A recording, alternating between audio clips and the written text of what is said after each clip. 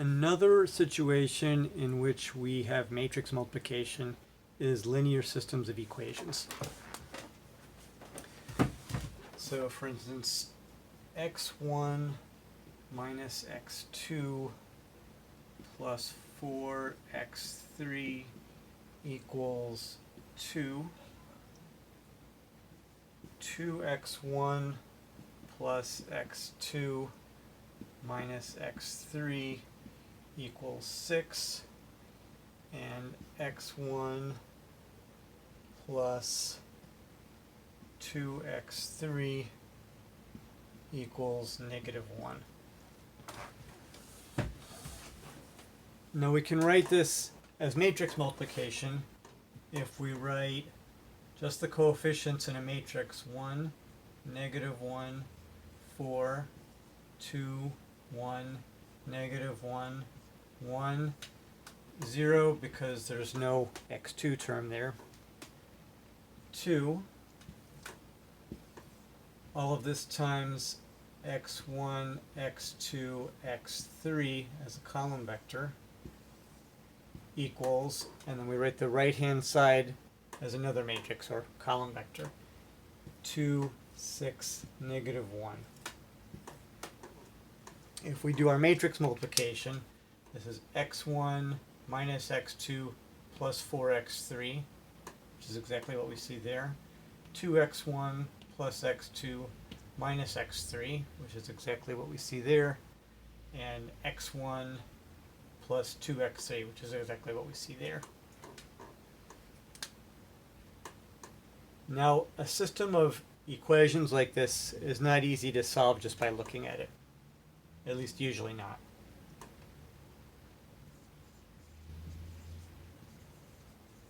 This could have 0, 1, or more solutions. And we're going to learn later in this course a procedure to figure out what all the solutions are. But again, usually we can't tell just by looking at it.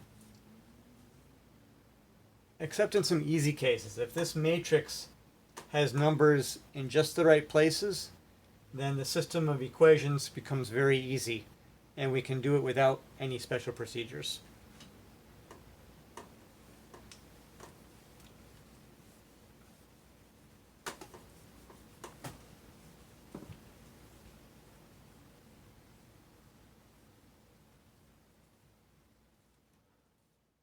One of the easiest coefficient matrices we could see is one that has ones in the diagonal positions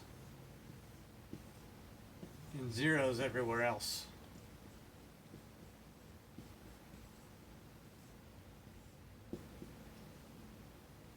This matrix is called the identity matrix.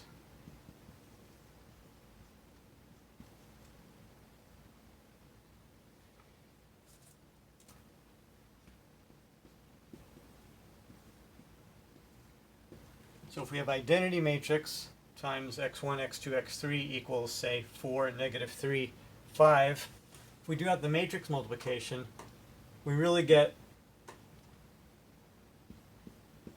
1x1 plus 0 plus 0, so just x1, equals 4, 0 plus x2 plus 0, so just x2, equals -3, 0 plus 0 plus x3, x3 equals 5. And this system of equations is basically its own solution, because we've got every variable equals a number, and we're done. So if this matrix is the identity, we can always find a solution. There's always one solution. It's pretty much each variable equals the corresponding right-hand side coefficient.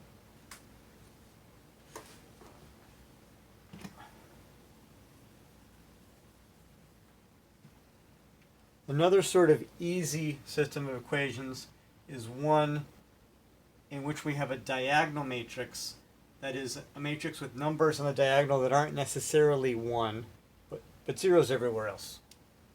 So let me change this a little bit.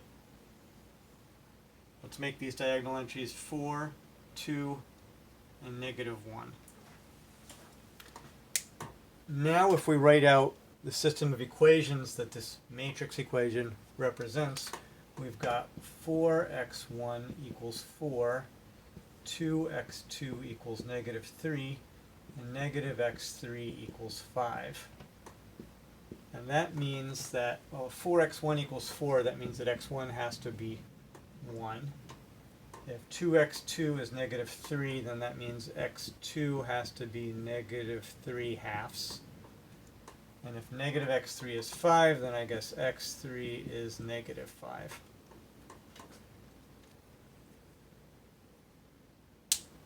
So if we have a diagonal matrix here, then we can always solve this to get one unique solution for every variable. I guess as long as those entries on the diagonal are not 0. Because what we did in each case is we divided by the coefficient of each variable. And if that coefficient were 0, then we wouldn't be able to divide by it. As long as these three diagonal entries are non-zero, we've got a very easy system of equations to solve, because each equation is just an equation in one variable. Now let me make things a little bit more difficult, but still not difficult.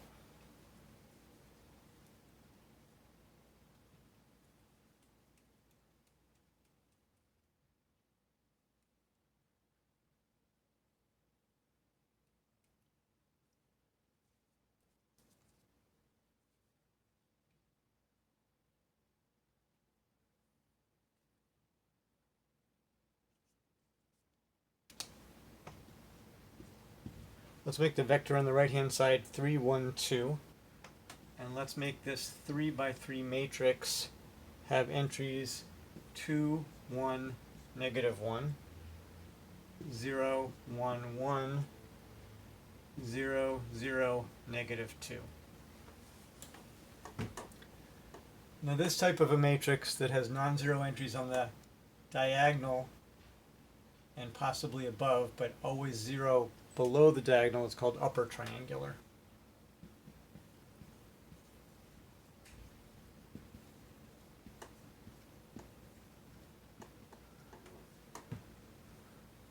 Upper triangular, I guess if you take the zeros away from here, then you've got a triangle of numbers that are left. So the only everything that's below the diagonal has to be 0 in an upper triangular matrix. Now this is not hard to solve, because we can start with the line. Well, let me write this out in variables first and you'll see. So we've got 2x1 plus x2 minus x3 equals 3. x2 plus x3 equals 1. And negative 2x3 equals 2. So what we can do is we can start with the equation that has only one variable and solve for that.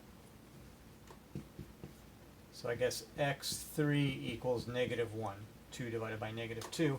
And then once we know what x3 is, we can plug it in here. And then what we're left with is basically an equation in one variable. x2 plus negative 1 equals 1.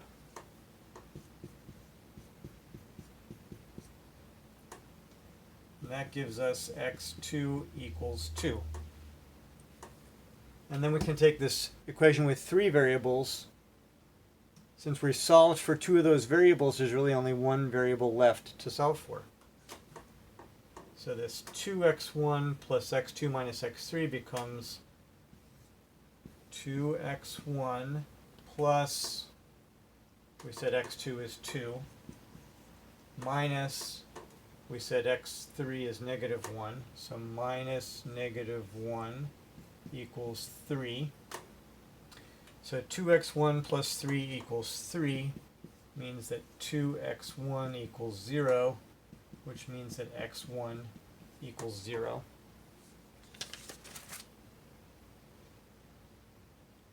So this took a little bit of work, but it was very easy work.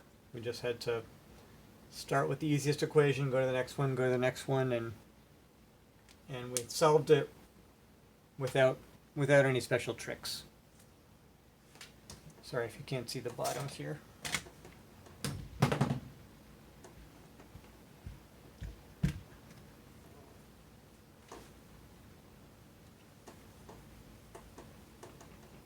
Alright, so that's the substance of this lesson.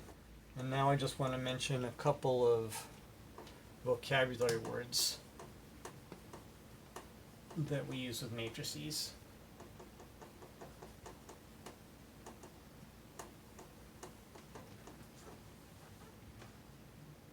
So whether the matrix is diagonal or upper triangular or a lower triangular matrix would lead to a system that is just as easy to solve. In a lower triangular matrix, we'd have zeros above the diagonal.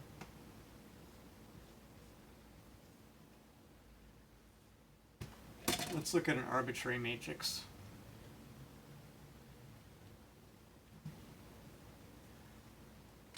Now in our computations in the future, we're often going to look at the diagonal entries of the matrix.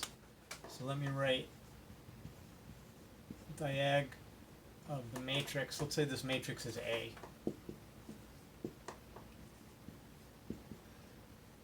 I'm going to write diag of A to be the vector of diagonal entries 2, 1, negative 2, reading them from the 1, 1, 2, 2, 3, 3 position.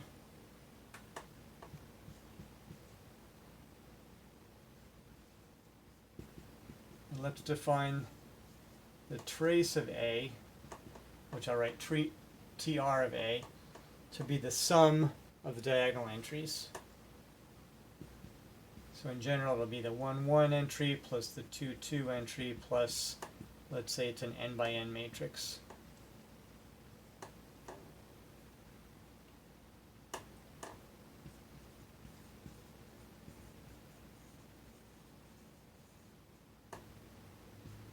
In our example, this is 2 plus negative 2 is 0 plus 1 is 1. So the trace of this matrix is 1. Now in a system of equations, I guess we could have a matrix that's not square. But everything I just said in this lesson applies to square matrices only. Only a square matrix could be the identity, or it could be diagonal, or it could be upper triangular, or it could be lower triangular.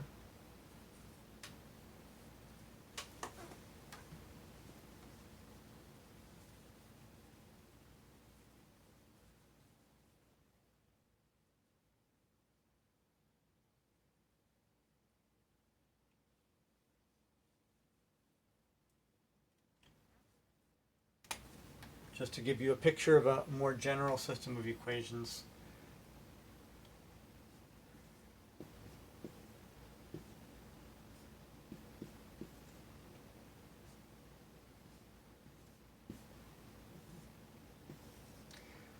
These are our coefficients, then I guess we have to have 4 variables.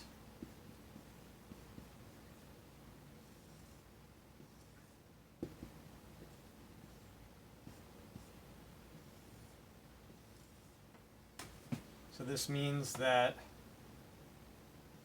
this is the same thing as x1 minus x3 plus 2x4 equals 3. 2x1 plus x2 minus x3 plus 3x4 equals 6. x1 plus x2 plus x4 equals, silly professor, a 3 by 4 matrix times a 4 by 1 matrix is going to give us a 3 by 1 matrix. So my right hand side should only have 3 components.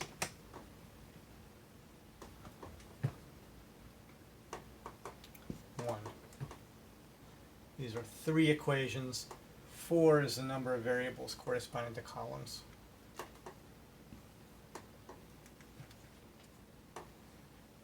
Now this system of equations is not very easy to solve just by looking at it. But again, we're going to learn a procedure later that will help us solve the system of equations, which could have no solutions, could have one solution, or could have infinitely many solutions.